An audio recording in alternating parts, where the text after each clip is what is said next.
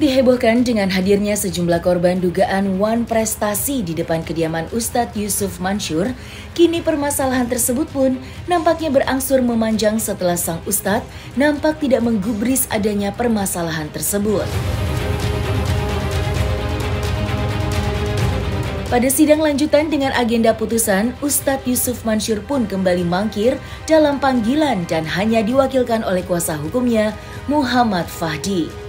Akibat ketidakhadirannya, kini sidang putusan pun harus ditunda hingga tanggal 1 Desember mendatang.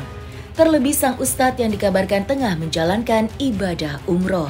Lantas, seperti apakah reaksi para pihak korban dalam menyikapi tertundanya sidang putusan? Dan benarkah pihak korban kini masih membuka pintu damai bagi Ustadz Yusuf Mansur? Ya, putusan hari ini seharusnya amar putusan dari majelis hakim ya. Cuma tadi majelis hakim dalam persidangan hari ini beliau minta ditunda. Ya, jadi minta ditunda karena belum menyelesaikan konsep putusan. Jadi ditunda di tanggal 1 di hari Kamis minggu depan. Itu aja. Padahal sudah ditunda sebulan loh, Mas. Udah ya 4 minggu waktu itu dari setelah kita memberikan konklusi kesimpulan masing-masing pihak, Pak Hakim kan menjelaskan bahwa putusan akan diputus 4 minggu dari kesimpulan. Ya berarti kan tanggal 27 sekarang. Nah, cuma tadi Hakim meminta kepada kita untuk menunda, ya kan, karena memang teknis dari majelis hakim ya. Jadi kita tidak tahu ya, jadi kita tunggu di hari Kamis. Salah hakim tadi ya tetap hakim mendorong ya kepada kebelah pihak untuk bermediasi seperti itu. Hakim mendorong untuk mediasi sebelum ada putusan 1 minggu ini. Ya kita tergantung dari pihak para tergugat ya, Saudara Haji Yusuf Mansur, Bapak Jody Broto Suseno dan PT Inex, ya kan. Kalau dari pihak Saudara Haji Yusuf Mansur mau memenuhi petitum yang kita minta di dalam Pengadilan Negeri Tangerang ini, ya saya silakan, tapi sesuai petitum kita, ya kan, sesuai gugatan kita. Kalau tidak ya kita tunggu amar putusan dari majelis hakim. Kita ya karena sudah proses persidangan ya kita tidak ada mediasi, kan gitu. Tetap kita tunggu putusan. Kecuali mereka datang ke kita, ya kan, terus gugatan yang kita minta mereka mau mereka realisasikan ya kami terima, ya kan, selama mereka mau melaksanakan apa yang ada dalam petitum gugatan kita. Tidak perlu, tinggal nunggu aja putusan gimana itu nanti. Kalau mediasi kan sudah dilakukan, sudah dilewati. Nah, tapi gagal kan? Nah, jadi tetap perkara ini ya lanjut gitu. Ya, itu kan tergantung majelis hakim ya. Kalau kita ya tetap ikhtiar, nah niatan kita ibadah gitu kan. Jadi niatan kita ibadah, memperjuangkan, ya nanti pun hasilnya ya akan memberi hikmah ke dua belah pihak lah, gitu aja. Tetap kita ikhtiar.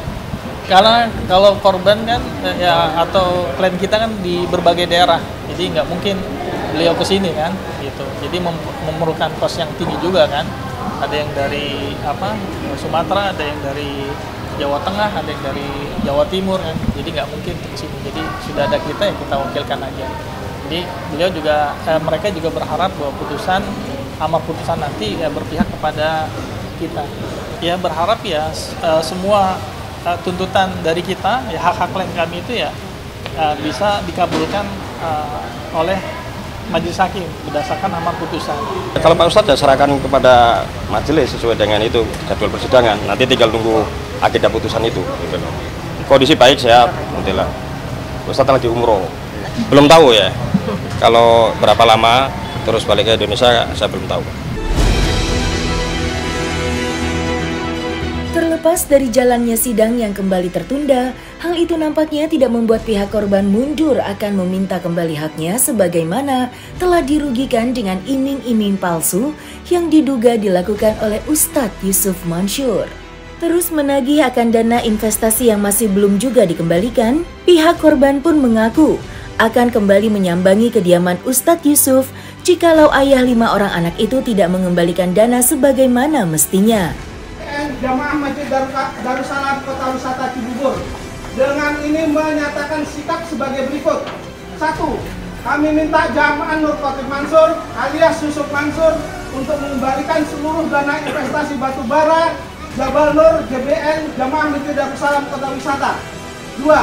Kami meminta Jamaah Nur Khotim Mansur alias Yusuf Mansur melakukan mubahalah atas kebenaran pernyataan yang menyatakan investasi batubara Jabal Nur JBN Jamaah Masjid Darussalam itu hoaks. Kemudian 4. Apabila hal tersebut di atas tidak segera dipenuhi oleh Jamaah Nur Khotim Mansur alias Yusuf Mansur, kami akan datang lagi ke rumah dengan massa yang lebih banyak lagi dari sekarang. Demikian disampaikan, atas perhatian diucapkan terima kasih. Wassalamualaikum warahmatullahi wabarakatuh. Terus nih, udah 400 juta nih saya nih. Kalau dibongkar itu di Sokmed, 400 juta diomongin. Itu ngalahin jumlah penduduk. Lo jumlah penduduk aja 270 juta. Lah gue diomongin 400 juta. Tapi itu selalu baik. Kenapa? Kalau itu merupakan kesalahan saya bisa tahu lalu saya memperbaiki diri. Kalau itu keburukan saya bisa tahu lalu saya memperbaiki diri. Kalau itu merupakan kekurangan, saya bisa memperbaiki diri. Kalau emang itu adalah bukan dan itu merupakan sebuah kenaikan derajat, yang mudah-mudahan itu bisa kenaikan derajat. Saya dilayangkan surat dari 5 pilar, itu akan membawa 40 orang kononnya, minta kerugian invest. Mereka itu besoknya hadir sekitar jam 9-an, kumpul di depan Masjid Baitul Amin.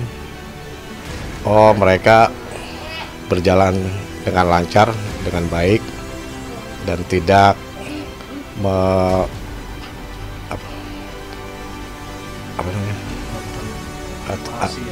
mereka tidak membuat kegaduhan di wilayah saya sendiri.